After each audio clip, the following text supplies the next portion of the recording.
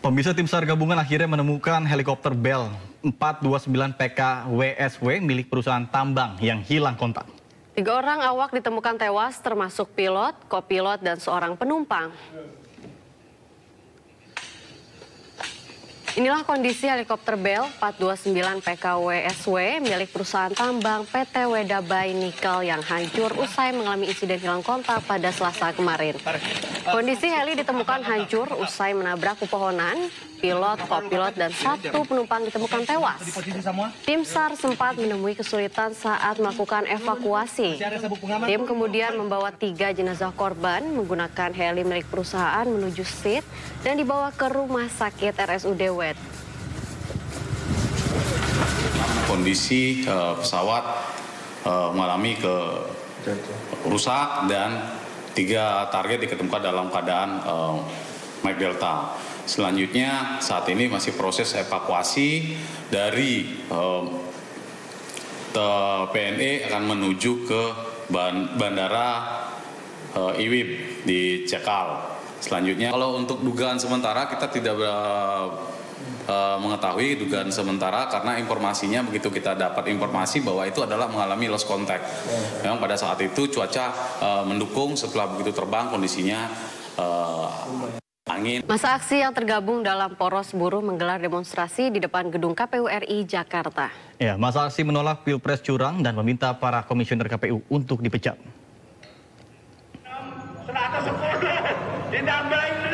Dengan membawa spanduk, masa aksi ini berunjuk rasa di depan KPU RI Jakarta Rabu siang. Dalam aksinya mereka menuntut diantaranya menolak Pilpres curang, diskualifikasi capres-cawapres yang diduga curang, kemudian meminta para komisioner KPU untuk dipecat hingga melakukan audit IT KPU.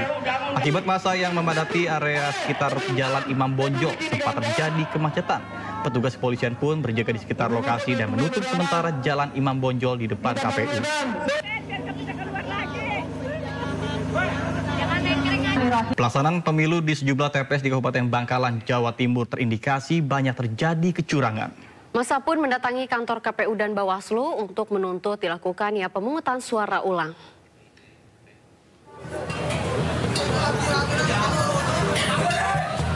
Masa menggeruduk kantor KPU dan Bawaslu Kabupaten Bangkalan, namun aksi mereka tertahan di pintu masuk oleh barikade aparat kepolisian. Masa pun menumpuk dan sempat memblokade jalan. Selain membawa beragam spanduk kecaman terkait ketidakbecusan penyelenggara pemilu, mereka juga membawa keranda mayat sebagai tanda dan kritik atas matinya demokrasi di Indonesia. Mereka menilai suara pemilu bisa diatur oleh segelintir pihak untuk memenangkan pihak atau calon tertentu, baik untuk pemilihan legislatif maupun pemilihan presiden dan wakil presiden.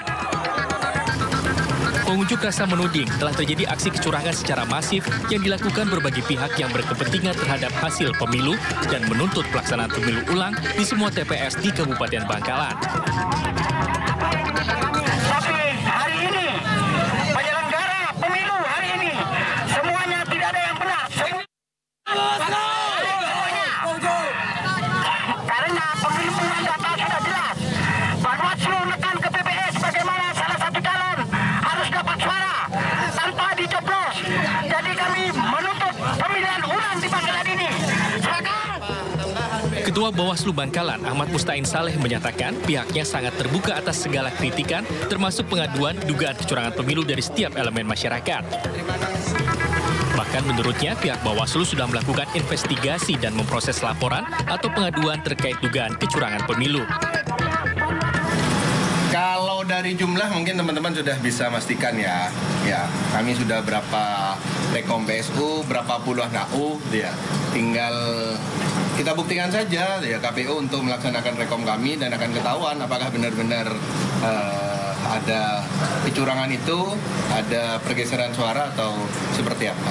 Tinggal Bawaslu Bangkalan sudah merekomendasikan kepada KPU setempat untuk melakukan pemungutan suara ulang dan hitung ulang terhadap puluhan TPS di Bangkalan. Dari Bangkalan, Jawa Timur, Taufik Syahrawi, iNews melaporkan. Sementara di Yogyakarta, masa tergabung dalam Gerakan Rakyat untuk Demokrasi dan Keadilan atau GADA berunjuk rasa di depan kantor KPU Daerah Istimewa Yogyakarta. Uniknya, pemirsa, mereka mengenakan seragam siswa sekolah dasar atau SD dan mengajak KPU belajar matematika bersama-sama agar bisa berhitung dengan benar terkait perhitungan atau rekapitulasi suara pemilu 2024.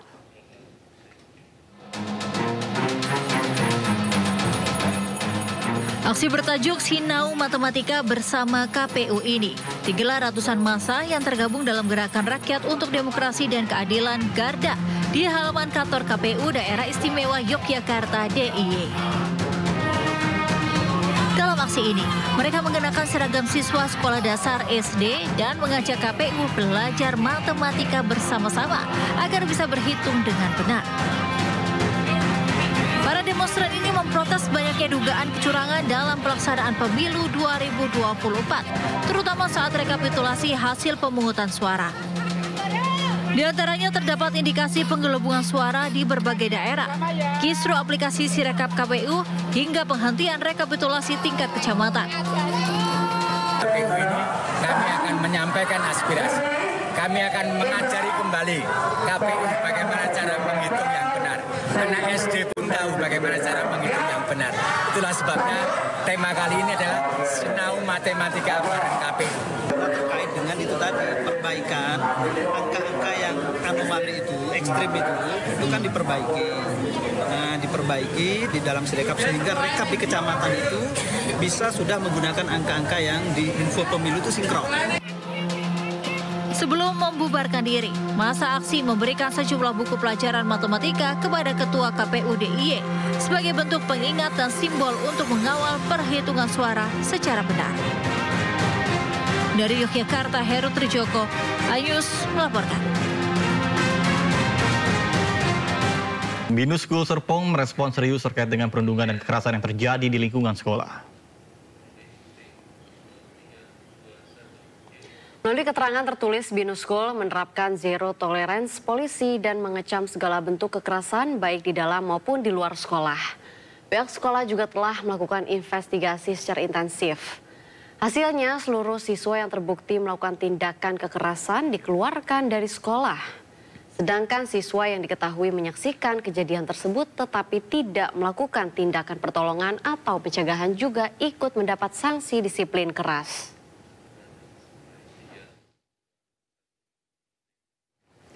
Mengalami trauma, siswa korban bullying meminta pelindungan psikologi di Pusat Pelayanan Terpadu Pemberdayaan Perempuan dan Anak.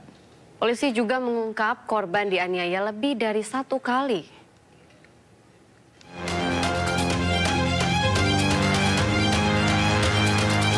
Korban perundungan SMA elit di kawasan Serpong mendatangi Pusat Pelayanan Terpadu Pemberdayaan Perempuan dan Anak di Jalan Rawabuntu, Tangerang Selatan, Banten. Korban datang menggunakan jaket biru didampingi oleh orang tua serta komisioner KPAI.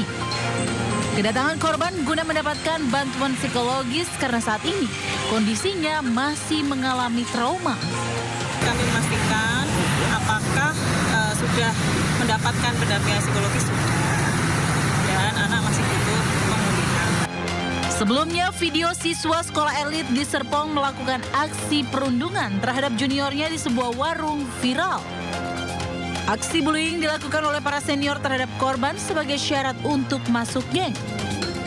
Korban yang merupakan calon anggota geng harus mengikuti permintaan anggota gangster. Mulai dari membeli makanan, bahkan hingga mendapat kekerasan fisik seperti dipukul dan disundut rokok. Ironisnya, salah satu anak artis diduga terlibat dalam aksi perundungan. Akibat aksi penganiayaan, korban mengalami luka memar hingga bekas luka bakar. Polisi juga mengungkap korban dianiaya lebih dari 1 pelaku dan lebih dari 1 kali. Namun hingga kini, polisi belum merilis para pelaku kasus bullying sadis di sekolah elit di kawasan Serpong.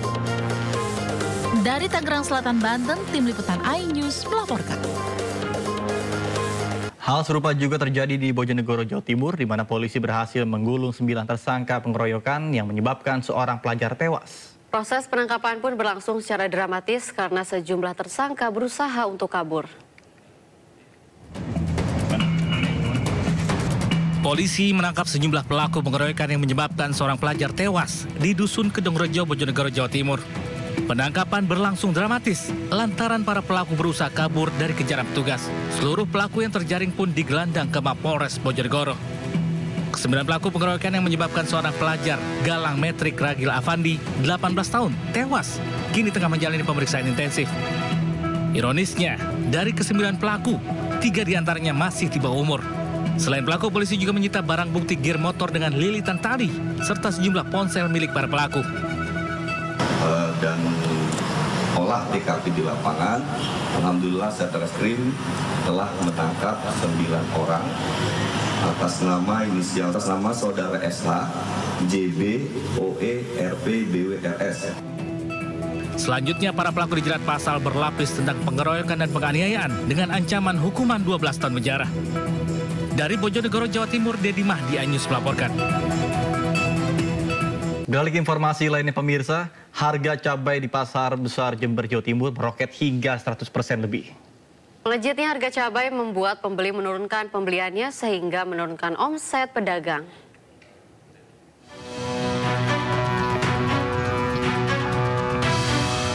Pedagang cabai di Pasar Tanjung, Jember, Jawa Timur kini mengeluh lantaran pembelinya mulai berkurang akibat kenaikan harga cabai yang mencapai 100% lebih. Harga cabai serat mencapai Rp60.000 per kilogram dari sebelumnya hanya Rp25.000 per kilo. Begitupun dengan cabai besar yang kini mencapai Rp70.000 per kilogram dari semula Rp30.000. Melejitnya harga cabai membuat pembeli menurunkan pembeliannya, meski ada pula yang terpaksa membeli seperti biasa karena butuh. Naik. Berapa Pak? Berapa persen kenaikannya? Hah? Berapa persen kenaikannya? Separuh. Separuh. Biasanya berapa Pak kalau sebelum naik? Biasanya 30 per kilo. Ya. 35. Sekarang berapa Pak? Sekarang itu lebih 60. Ya mungkin apa itu? Mungkin dari cuaca. Cuaca ya. Ya mungkin kan kadang hujan kadang enggak. Cuaca buruk di sentra tanaman cabai Jawa Timur diduga menjadi pemicu kenaikan harga cabai di Jember. Sehingga pasokan dari sentra cabai Jawa Timur dibatasi. Dari Jember, Jawa Timur, Bambang Sugiarto, iNews melaporkan. Ratusan mama dan lansia antri beras di sejumlah daerah. Di Probolinggo, Jawa Timur, sejumlah mama dan balita pingsan terjepit saat mengantri.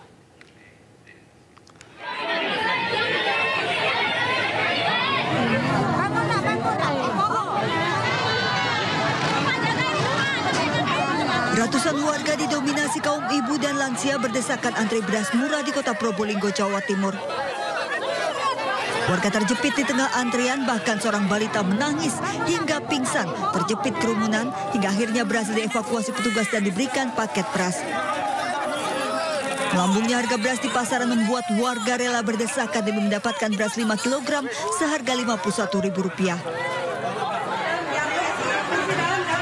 Sejumlah ibu pingsan dievakuasi petugas setelah kelelahan terjepit di tengah kerumunan warga yang antri mendapatkan sembako murah di Karadenan, Kabupaten Bogor, Jawa Barat. Mahalnya kebutuhan pokok membuat warga nekat berdesakan demi mendapatkan paket sembako murah. Sayangnya meski sudah antri, sejumlah warga kecewa tidak kebagian paket sembako murah. 54.500, 55.000. Mungkin sampai 70 lebih lah gitu. Dapat beras nggak? Dapat beras nggak ini?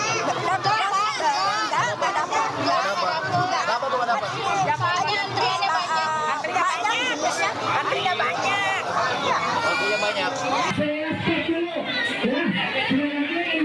Antrian warga membludak demi mendapatkan beras murah di kantor Kecamatan Babelan, Kabupaten Bekasi, Jawa Barat. Banyaknya warga membuat petugas pun membatasi pembelian. Satu warganya bisa membeli 1 karung kecil beras harga Rp40.000, sementara di pasaran dijual Rp80.000. 2.000 kantong beras ludes terjual, membuat warga yang tak kebagian kecewa.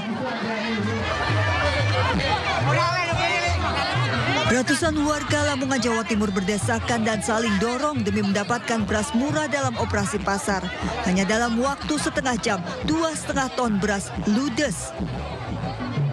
Beras kemasan 5 kg dijual Rp51.000. Warga mengaku antre 3 jam lebih awal demi bisa membeli beras murah. Tim kontributor iNews melaporkan. Pemirsa, harga bahan pangan masih tinggi sehingga sekarang, begitu pula dengan ketersediaan beras sebagai bahan pokok pangan masyarakat. Menteri Perdagangan memastikan pemerintah terus berupaya memenuhi stabilitas pasokan dan harga beras nasional. Menteri Perdagangan Zulkifli Hasan mengungkapkan bahwa pemerintah berkomitmen untuk menjaga stabilitas harga beras secara nasional. Salah satunya dengan upaya terus menyuplai beras melalui program stabilisasi pasokan dan harga pangan atau SPHP yang diproduksi oleh Perum Bulog. Dalam kunjungannya di Pasar Bulu Semarang, Jawa Tengah, Mendak menjelaskan jika harga beras premium dianggap terlalu tinggi, masyarakat dapat memilih untuk membeli beras Bulog yang disubsidi dengan kualitas yang tidak kalah baik. Di mana harga beras premium saat ini masih terus naik, hal ini disebabkan oleh pergeseran masa panen beras lokal premium yang banyak dikonsumsi oleh masyarakat. Diprediksi masa panen utama pada 2024 akan jatuh pada April hingga Mei atau lebih mundur dibanding dengan tahun sebelumnya yang jatuh pada Januari hingga Maret. Memang beras premium, beras lokal harganya naik. Karena beras lokal yang diminta itu produksinya turun. Ya, diperkirakan Januari, Maret dibanding tahun lalu itu 2 juta lebih bedanya. Artinya bukan turun, pindah musim. Ya, yang harusnya Januari, Maret, ini mungkin Maret, Mei pindah. Sehingga barangnya langka, barangnya sulit, maka harganya naik. Di sisi lain, dengan patokan harga beras Bulog, Mendak berharap konsumen atau masyarakat memiliki pilihan alternatif, di mana saat ini Bulog menyediakan beras SPHP di pasar-pasar dan retail modern. Untuk itu, pemerintah telah meningkatkan distribusi beras melalui program SPHP yang sebelumnya hanya 100.000 ton per bulan, kini ditingkatkan menjadi 250.000 ton setiap bulannya.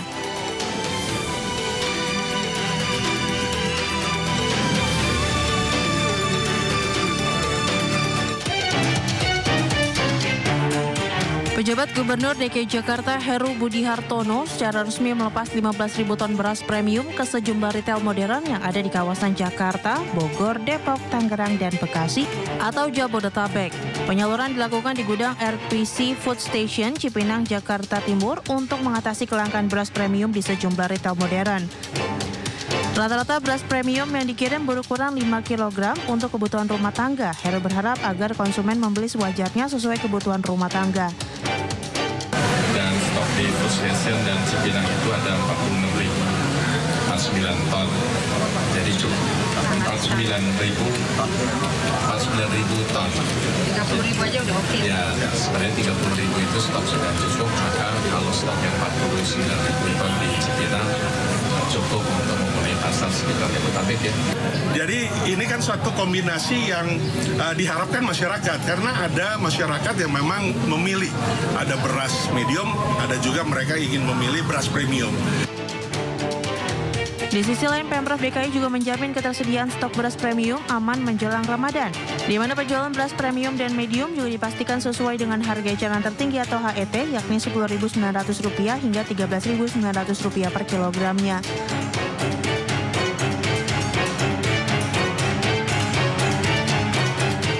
Informasi lainnya pemirsa, Presiden Joko Widodo melantik Hadi Cahyanto sebagai Menteri Koordinator Bidang Politik, Hukum, dan Keamanan, serta Agus Harimurti Yudhoyono sebagai Menteri Agraria dan Tata Ruang sekaligus Kepala Badan Pertanahan Nasional di Istana Negara. Pelantikan Hadi Cahyanto dan Agus Harimurti Yudhoyono ini dilakukan secara bersamaan sesuai keputusan Presiden nomor 34P tahun 2024 tentang pemberhentian dan pengangkatan Menteri Negara Kabinet Indonesia Maju periode 2019 hingga 2024 yang ditetapkan Presiden Jokowi di Jakarta. Hadi Cahyanto merupakan Menteri ATR Kepala BPN di Kabinet Pemerintahan Jokowi Ma'ruf Amin. Sementara Menko Polhukam dijabat oleh Mahfud MD yang mundur karena menjadi calon wakil presiden peserta pemilihan umum 2024. Sebelumnya Presiden Jokowi menunjuk Menteri Dalam Negeri Tito Karnavian sebagai pelaksana tugas Menko Polhukam pasca mundurnya Mahfud MD. Tapi tentunya saya ingin meyakinkan 8 bulan ini bisa dituntaskan mudah-mudahan dengan segala daya upaya. Di antaranya untuk secara masif tadi sertifikasi elektronik ini yang bisa menjadi solusi terhadap berbagai persoalan termasuk ketumpang tindihan dan permainan dari mafia tanah. Dan juga ini tentu masalah keadilan, sebuah confidence yang harus kita tumbuhkan di dalam maupun dari luar negeri. Kalau investasi bergerak, tentu akan menghadirkan pertumbuhan ekonomi rakyat akan bergerak, membuka lapangan pekerjaan, meningkatkan penghasilan dan pada akhirnya masyarakat akan lebih sejahtera. Hari ini saya mendapatkan mandat satu kehormatan dari Bapak Presiden menjadi Menteri Polhukam. Dan tadi pagi sudah dilantik dan sore hari ini dilaksanakan penyerahan jabatan dari PLT Bapak Tito Karnavian, Mendagri kepada saya. Apa yang sudah disampaikan tadi, Pak Tito selama menjadi PLT telah melaksanakan tugas-tugas mulai dari persiapan, pelaksanaan sampai puncak pemilu tanggal 14 Februari tahun 2024 dengan segala upaya permasalahan di lapangan bisa dilaksanakan dengan baik. Dan sampai dengan saat ini situasinya sangat kondusif. Masuknya Ketua Umum Partai Demokrat Agus Harimurti Yudhoyono dalam Kabinet Indonesia Maju menjadikan Partai Demokrat kembali menduduki kursi pemerintahan bersama dengan PDI Perjuangan. Kini tersisa Partai Keadilan Sejahtera yang masih menjadi oposisi.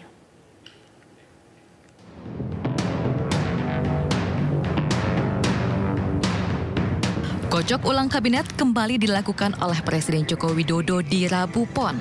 Hari dan tanggalan yang kerap jadi waktu khusus bagi Jokowi untuk melantik menteri.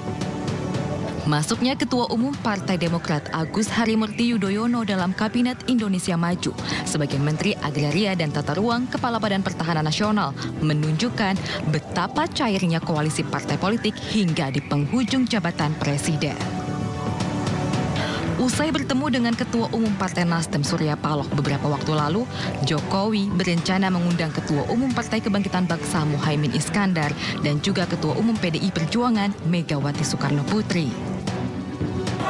Terkait dengan pertemuan dengan ketua parpol lain, Pak? Ketua parpol? Iya, kan ada yang lain, Pak. Kata Bapak semuanya. Kira-kira kapan, Pak? Semua yang kira-kira memang harus ketemu, ya bisa saja ketemu. Kalau memang nggak perlu, kenapa harus ketemu? Pak Presiden. Nah, ini dalam proses diatur semuanya. Karena saya memang ingin menjadi jembatan semuanya. Politisi PDI Perjuangan Adiana Pitupulu yang juga Wakil Deputi Kinetik Teritorial TPN Ganjar Mahfud justru mempertanyakan niat dan maksud Jokowi itu. Menanggapi hal tersebut, Adian menyatakan proses hitung suara KPU saja masih berlangsung. Dugaan suara menggelembung pun masif disuarakan, karenanya Adian mempertanyakan langkah Jokowi untuk merangkul parpol pasca pemilu. Sampai saat ini rakyat bingung karena produk yang dikeluarkan oleh lembaga negara tidak mampu menjelaskan. Ada yang aneh, ada yang tidak benar, ada suara yang berubah-ubah, angka yang menggelembung dan sebagainya. Terus kenapa kita mau bicara tentang rangkul-merangkul? Pemenangnya saja belum tahu. Selain itu, masuknya AHY di kursi kabinet di ujung jalan masa jabatan presiden membuat Partai Demokrat berada di posisi yang sama dengan PDI Perjuangan. Lobi-lobi Jokowi dan cairnya koalisi menjadikan Partai Demokrat kembali di pemerintahan dan meninggalkan Partai Keadilan Sejahtera sebagai oposan. Dari Jakarta, Tim Liputan iNews melaporkan.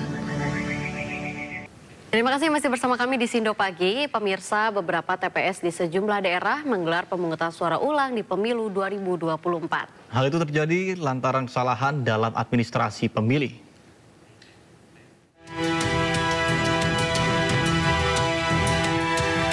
Sejumlah warga berdatangan ke lokasi tempat pemungutan suara ulang atau PSU di TPS 10 Kampung Dukuh, Kelurahan Rangkas Bitung Barat, Kecamatan Rangkas Bitung, Kabupaten Lebak, Banten. Hal ini menindaklanjuti rekomendasi Bawaslu Lebak terkait temuan kesalahan administrasi berupa satu pemilih yang tidak melampirkan formulir pindah memilih. Pihak Bawaslu mengatakan pengawasan di PSU dilakukan secara melekat dan memastikan PSU berjalan sesuai dengan aturan. Sehingga proses pengawasannya juga kami lakukan secara maksimal. Nah, kesempatan ini ada Pak Waka, ada Pak Camat yang juga hadir bersama teman-teman Bawaslu dan KPU untuk memastikan tidak lagi ada kesalahan yang terjadi seperti tanggal 14. Karena PSU itu tidak boleh berulang. PSU itu hanya boleh satu kali. Nah, sehingga harus dipastikan betul tidak ada lagi kesalahan-kesalahan yang berpotensi mencederai seluruh proses yang ada di TPS 10 ini. Hari ini kita melaksanakan PSU di mana di tanggal 14 kemarin penyelenggara di KPPS ini ada kesalahan prosedur yang dilakukan oleh kawan-kawan. Sebenarnya sih kawan-kawan sudah menetaati peraturan kami, tapi karena ada beberapa hal mungkin akhirnya itu dilakukan tanpa kesengajaan. Dan tentunya ini atas rekomendasi kawan-kawan pengawas pemilu untuk dilakukannya PSU. Sementara Komisi Pemilihan Umum Kabupaten Gianyar juga menggelar pemungutan suara ulang terhadap warga di TPS 14 Desa Pring, Kecamatan Belah Batu, Kabupaten Gianyar, Bali. Hal ini dilakukan karena ditemukannya 2 orang warga dari luar daerah yang tidak masuk daftar pemilih tetapi ikut mencoblos pada saat pemungutan suara tanggal 14 Februari 2024 lalu.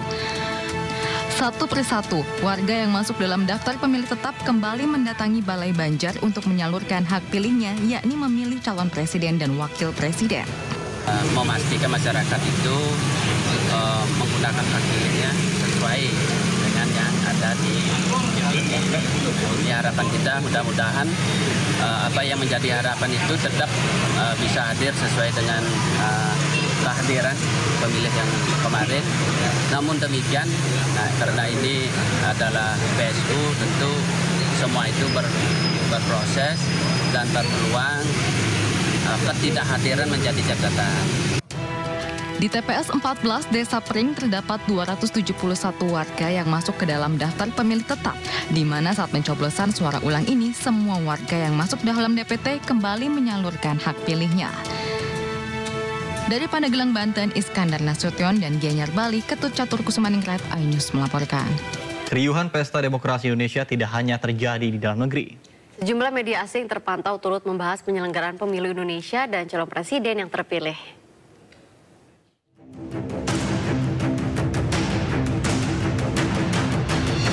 Sejumlah media asing mulai dari Eropa, Timur Tengah hingga Amerika Serikat ikut menyoroti penyelenggaraan pemilu di Indonesia. Di halaman online-nya, media Reuters menyebut calon Presiden Prabowo Subianto mengklaim kemenangan setelah mengalami kekalahan pada pemilu sebelumnya. Senada dengan Reuters, media Al Jazeera dan BBC juga menyorot klaim kemenangan oleh Prabowo berdasarkan hasil hitung cepat dengan angka perolehan suara lebih dari 50%.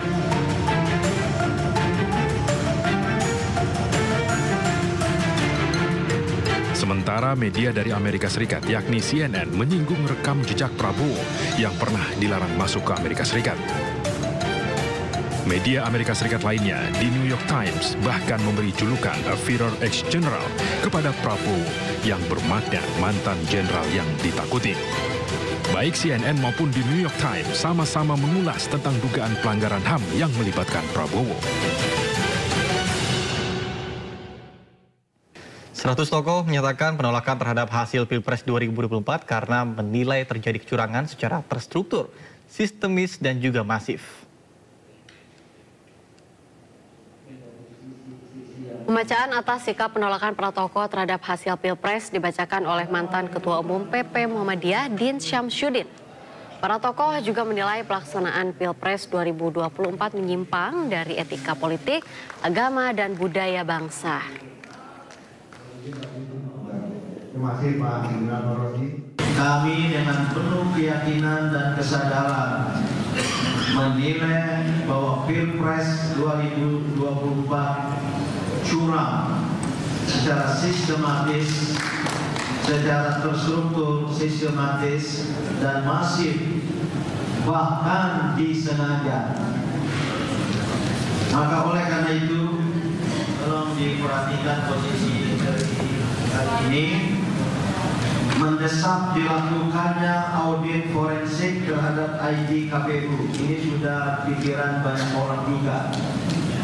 maka kita akan saling bekerja sama mendorong adanya audit forensik dan kami menyiapkan ahli terutama untuk membuktikan sebuah penghinaan terhadap negara, yaitu adanya server di luar negeri tepatnya di Singapura. Yang kedua, pengenaan sanksi hukum dan etik atas mereka yang melakukan pelanggaran. Nanti apakah ada lembaga penegak hukum negara yang melakukan itu, atau kita tunggu ada kawan-kawan yang akan melakukan People's Tribunal. Yang ketiga, nah ini agak tenahan, mohon maaf, di antara kami belum ada kesepakatan karena ada beberapa pikiran. Tadi banyak didengar call-nya tinggi agar dilakukan pemilu pilpres ulang secara menyeluruh dari awal. Ada juga yang tidak setuju, karena boleh jadi hal demikian menguntungkan pihak tertentu. Maka posisi dari pernyataan ini, pengulangan penghitungan suara berdasarkan hasil pemungutan suara di TPS sampai kepada C1 yang telah diverifikasi keabsahannya. Jadi bukan hanya rekapitulasi di TPS sampai C1 dibiarkan begitu saja, diverifikasi karena ada perolehan suara sebuah atau paslon tertentu melebihi jumlah total pemilih di TPS itu. Wacana mengusung hak angket terkait dengan dugaan kecurangan Pilpres 2024 terus menguat. Anggota DPR fraksi PDI Perjuangan yang juga Wakil Deputi Kinetik Teritorial TPN Adhian Apitupulu menegaskan hak angket digulirkan bukan mencari kalah menang, tapi mencari kebenaran.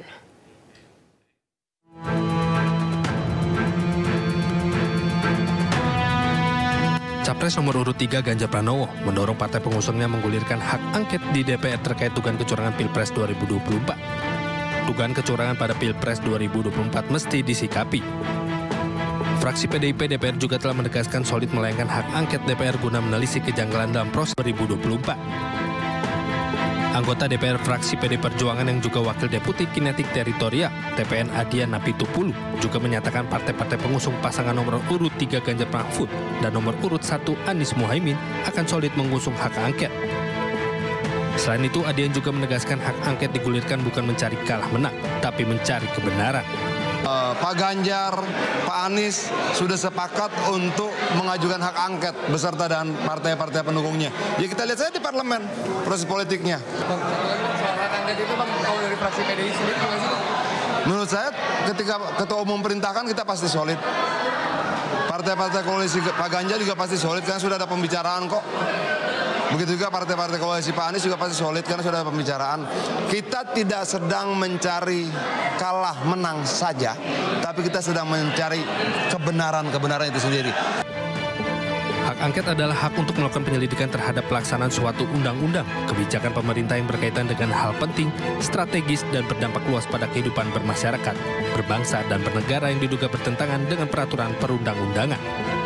Dari Jakarta, Anggita Maura, Ahmad Putra Ainis melaporkan. Forum Badan Eksekutif Mahasiswa BEM dari 52 perguruan tinggi se-Daerah Istimewa Yogyakarta mengeluarkan 3 tuntutan kepada pemerintah dan penyelenggaraan pemilu. Hal itu lantaran mereka menilai proses pemilu 2024 diduga kuat telah direkayasa sejak awal untuk memenangkan paslon tertentu.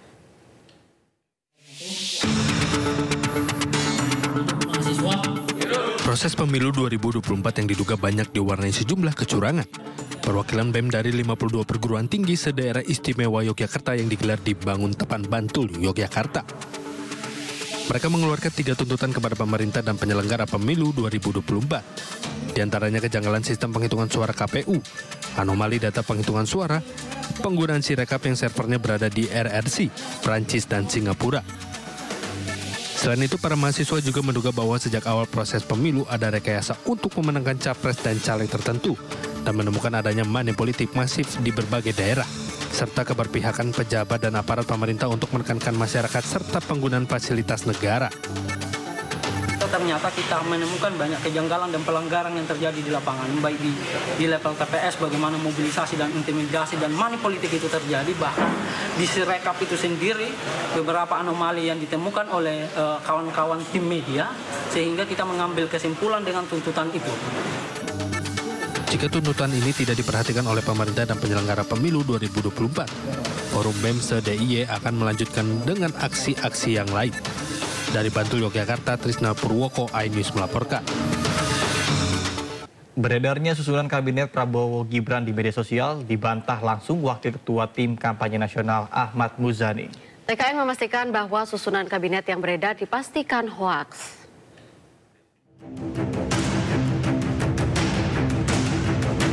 Media sosial dihebohkan dengan beredarnya susunan kabinet pasangan Capres-Cawapres Prabowo Gibran.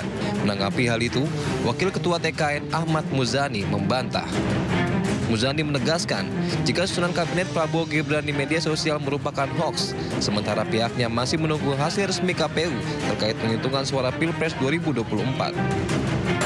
Berbagai macam spekulasi pasti akan terjadi, termasuk spekulasi tentang daftar kabinet Prabowo Gibran. Jadi saya ingin mengatakan bahwa semua yang beredar di berbagai macam sosial media, siapapun namanya, apapun daftarnya, itu spekulatif. Kenapa? Karena Pak Prabowo dan Mas Gibran masih menunggu keputusan real count dari Komisi Pemilihan Umum yang merupakan lembaga yang memiliki kewenangan untuk menetapkan calon presiden dan wakil presiden untuk menjadi pemenang pemilu. Muzani juga menambahkan, penyusunan kabinet nantinya harus melalui mekanisme keputusan partai koalisi dan para tokoh yang terlibat di dalamnya. Dari Jakarta, Den Helmi Sajangbati, iNews melaporkan. Pemirsa, tidak hanya meminta uang untuk dikembalikan, gagal meraih suara seorang caleg menarik bantuan semen yang sudah diberikan ke masjid di Lombok Tengah, Nusa Tenggara Barat. Tim ses caleg mengangkut kembali semen dari masjid menggunakan mobil bak terbuka.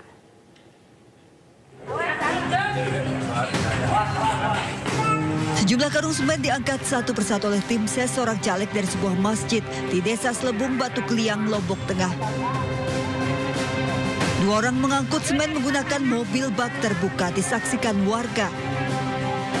Menurut pengakuan kepala dusun, diduga bantuan 30 karung semen diambil kembali dari masjid lantaran caleg tidak memperoleh suara saat pemilu di TPS mereka. Ngambil semen, dan semen yang mau diambil sudah kita siapkan. Memang kita sudah wanti-wanti karena si calon memang karakternya begitu. Kita sudah wanti-wanti, semennya sudah ada. Tapi karena mungkin si tim sesnya agak malu, akhirnya tidak diambil semua. Yang diambil hanya 3 sak saja. Oh, berarti... Tapi kita akan sisakan untuk harus diambil ini. Harus diambil, harus dikembalikan.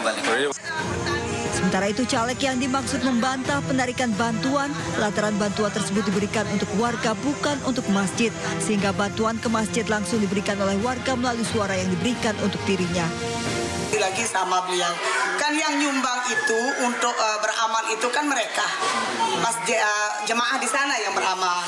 Kalau caleg itu kan nyumbang ke mereka, bukan nyumbang ke masjidnya. Caleg itu nyumbang ke masyarakatnya untuk bagaimana menghadiahkan, menghadiahkan suara mana-mana sebiji kayak 2 biji itu aja.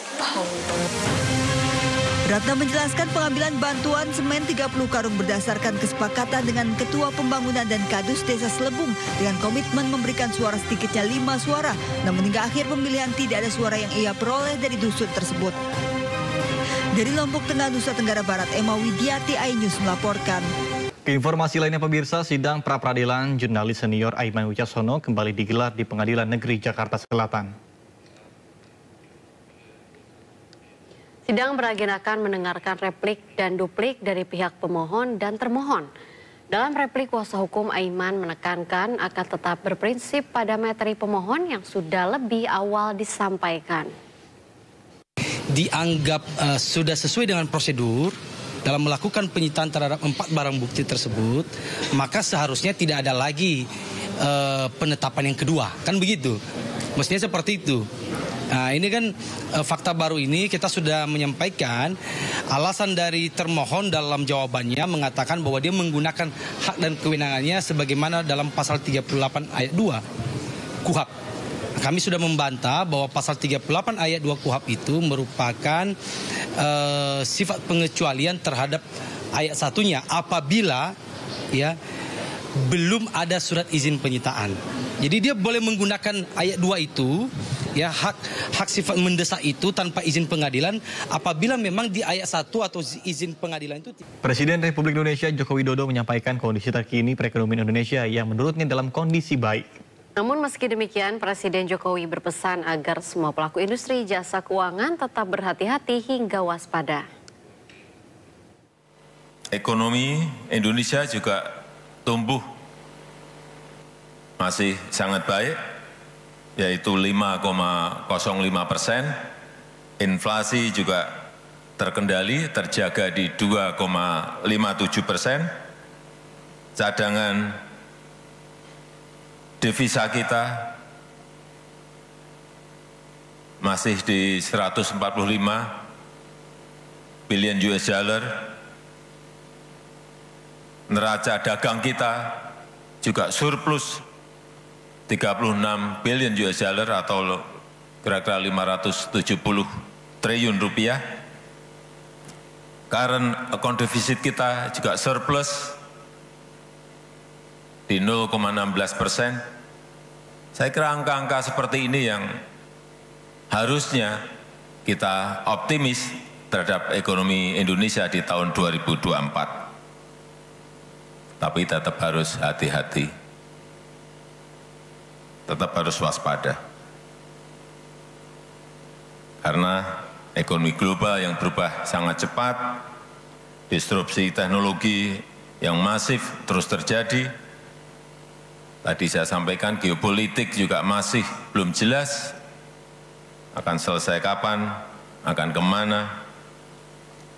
Dan kita harus banyak belajar pada kasus-kasus masa lalu, baik di 98 di ASEAN Financial Crisis, kemudian di 2008 juga Global Financial Crisis, dan juga di 2023 kita lihat kemarin jatuhnya Silicon Valley Bank. Ini juga mengharuskan kita semuanya untuk berhati-hati dalam menjaga industri keuangan kita, menjaga